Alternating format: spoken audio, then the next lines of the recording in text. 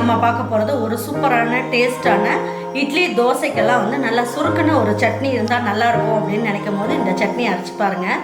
சும்மா அட்டகாசமாக இருக்கும். வாங்க இந்த சட்னி எப்படி அரைக்கலான்றதை பார்ப்போம்.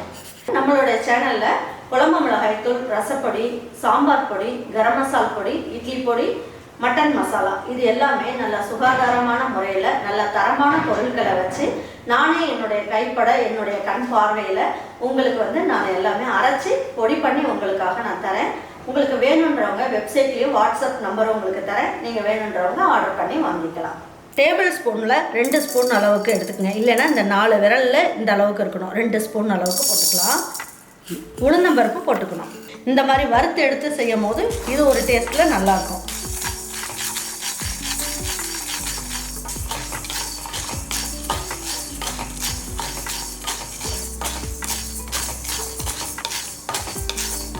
இப்போ இதெல்லாம் வதக்கும் போது, அதாவது இதெல்லாம் வதக்கி எடுக்கும் போது நம்ம வந்து என்ன பண்ணணும், எண்ணெயெல்லாம் எதுவும் ஊற்ற வேண்டாம். பாருங்கள் நல்லா பொரிஞ்சிருச்சு. இப்போ இந்த ஸ்டேஜில் என்ன பண்ணலாம், காரத்துக்கு ஏற்ற மாதிரி நான் ஒரு 5 போட்டிருக்கேன். காரம் கம்மியான மிளகாயாக இருந்ததுன்னா நீங்கள் கொஞ்சம் கூடுதலாக போட்டுக்குங்க.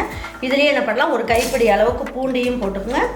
1.5 கைப்பிடி அளவுக்கு வெங்காயம் போட்டுக்குங்க. சின்ன வெங்காயம் போட்டுக்குங்க. 3 புளியங்கொட்டை சைஸுக்கு புளி போட்டுக்குங்க. எல்லாமே என்ன பண்ணலாம், நல்லா இந்த சட்டிலேயே வச்சு லேசாக வறுத்துக்கலாம்.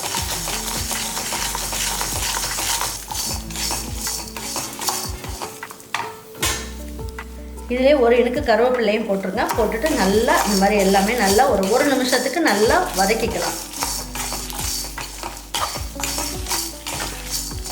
தக்காளி போடாமல் இந்த மாதிரி செஞ்சு பாருங்கள். இது நல்ல டேஸ்ட் கொடுக்கும்.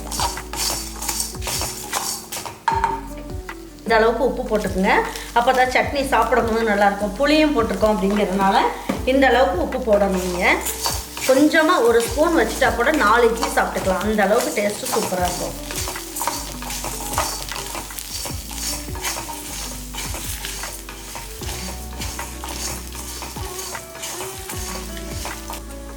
ஒரு பிஞ்ச் அளவுக்கு பெருங்காயம் போட்டுக்கலாம்.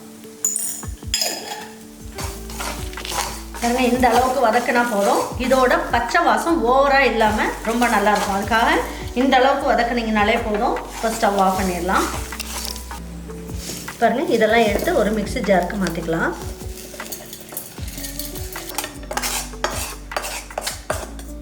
பாருங்கள், இப்போ இதை பல்ஸில் போட்டு இது ஆறுனதுக்கப்புறம் பல்ஸில் போட்டு கொஞ்சமாக தண்ணி ஊற்றி நல்லா நைஸாக அரைச்சி எடுத்து வச்சுக்கலாம். குறைப்பாலாம் அரைக்கணும்னு அவசியம் இல்லை. நல்லா நைஸாகவே அரைச்சிடலாம். இந்த அளவுக்கு தண்ணி ஊற்றி நல்லா நைஸாகவே அரைச்சிடலாம்.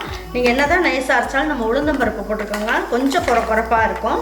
இந்த அளவுக்கு இருந்ததுன்னா நல்லாயிருக்கும். டேஸ்ட்டும் நமக்கு பச்சை வாசம்லாம் இல்லாமல் சூப்பராக இருக்கும். இப்போ இந்த சட்னி எடுத்து இதில் ஊற்றிக்கலாம்.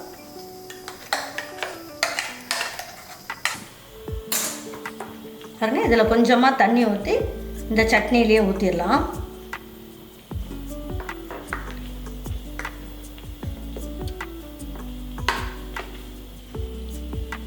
பாருங்கள், இதில் 2 டேபிள் ஸ்பூன் அளவுக்கு எண்ணெய் ஊற்றிக்கலாம். பாருங்கள், 1/4 ஸ்பூன் அளவுக்கு கடுகு, 1/4 ஸ்பூன் அளவுக்கு உளுந்தம்பருப்பு இதில் போட்டுடலாம். பாருங்கள், இது நல்லா பொரிஞ்சிருச்சு. இப்போ இந்த நேரத்தில் என்ன பண்ணலாம், ஒரு இனுக்கு கருவேப்பிலை போட்டுடலாம். காஞ்ச மிளகாயில் உள்ளே இருக்க விதையெல்லாம் எடுத்துகிட்டு இதை மட்டும் போட்டுக்கோங்க. அதுக்கப்புறம் பார்த்தீங்கன்னா கொஞ்சமாக சின்ன வெங்காயத்தை பொடியாக கட் பண்ணி இதையும் போட்டுக்கோங்க.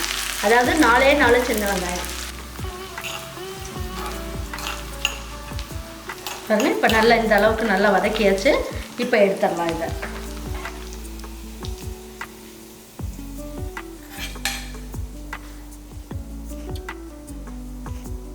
பாருங்கள், இதுக்கு நல்லா மெத்துன்னு இட்லியை சுட்டு வச்சுக்கோங்க. வச்சுட்டு இந்த மாதிரி ஒரு சட்னியை வச்சுக்கோங்க. இந்த சட்னிக்கு நல்லா தோசை வச்சு சாப்பிட்டாலும் நல்லாயிருக்கும். இட்லி வச்சு சாப்பிட்டாலும் நல்லாயிருக்கும். சப்பாத்தி கூட தொட்டு சாப்பிட்லாம். ரொம்ப நல்ல அருமையான டேஸ்ட்டில் இருக்கும். கண்டிப்பாக இதில் 1 ஸ்பூன் அளவுக்கு நீங்கள் சட்னி வச்சுட்டா 4 இட்லி சாப்பிட்றலாம். அந்த அளவுக்கு அருமையாக இருக்கும். கண்டிப்பாக உங்கள் வீட்டில் இருக்க பிள்ளைங்களுக்கெல்லாம் இதே மாதிரி ஒரு சட்னியை செஞ்சு கொடுத்துட்டு அவங்களுக்கெல்லாம் பிடிச்சிருந்ததுன்னா லைக் பண்ணுங்கள், ஷேர் பண்ணுங்கள், சப்ஸ்கிரைப் பண்ணுங்கள், மறந்துடாமல் கமெண்ட்ஸ் பண்ணுங்கள். தேங்க்யூ ஃபார் வாட்சிங் ஈரோடு அம்மாச்சி சமையல். தேங்க்யூ.